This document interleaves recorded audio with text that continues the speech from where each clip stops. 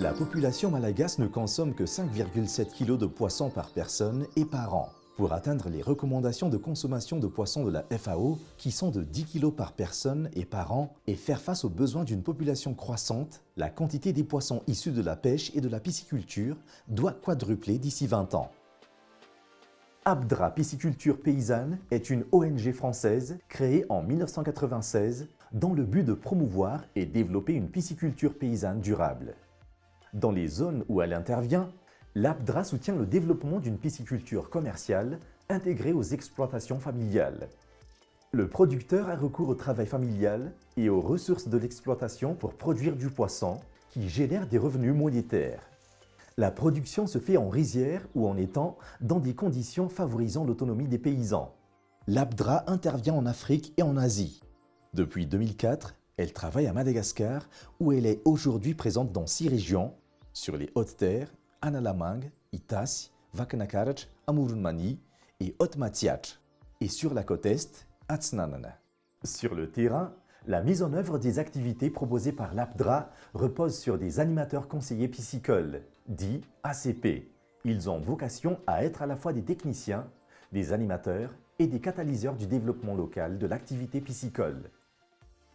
Cependant, jusqu'en 2018, les animateurs conseillers piscicoles de Madagascar ont surtout fourni un appui technique assez individuel, touchant un nombre de bénéficiaires limité au regard du potentiel de développement de la pisciculture paysanne. Pour multiplier le nombre de paysans qui pratiquent la pisciculture et qui améliorent leurs pratiques piscicoles, l'Abdra a décidé de miser sur l'augmentation des échanges entre les pisciculteurs et entre les groupes de pisciculteurs. Cette stratégie facilite la densification de l'activité piscicole dans les zones d'intervention de l'Abdra et son expansion vers de nouveaux territoires. Dans ce sens, l'animateur conseiller piscicole favorise les échanges d'expériences entre pisciculteurs. Il organise par exemple des visites interpaysannes qui mettent en valeur les réussites locales et incitent de nouveaux paysans à se lancer à leur tour dans la pisciculture. L'animateur conseiller piscicole accompagne aussi les paysans selon une méthode originale dite « recherche coactive de solutions » mise au point par le GERDAL ou groupe d'expérimentation et de recherche, développement et action locale. À l'échelle d'un ou plusieurs villages, il réalise un travail d'animation spécifique avec le groupe local de pisciculteurs afin de les aider à lever les contraintes qu'ils rencontrent. Une première réunion permet aux pisciculteurs d'exprimer les préoccupations qui freinent le développement de la pisciculture dans leur zone. Sur la base des dires des pisciculteurs, l'animateur reformule ses préoccupations sous la forme de problèmes concrets et traitables par le groupe. Lors d'une seconde réunion, il soumet son travail au groupe et ses problèmes sont rediscutés et validés. Chaque membre du groupe choisit ensuite les problèmes par rapport auxquels il est prêt à s'engager dans une démarche de recherche de solutions. De nouvelles réunions, animées par l'animateur conseiller piscicole, permettent aux sous-groupes formés autour de chaque problème de concevoir des solutions adaptées. L'animateur accompagne le groupe dans la mise en œuvre des solutions.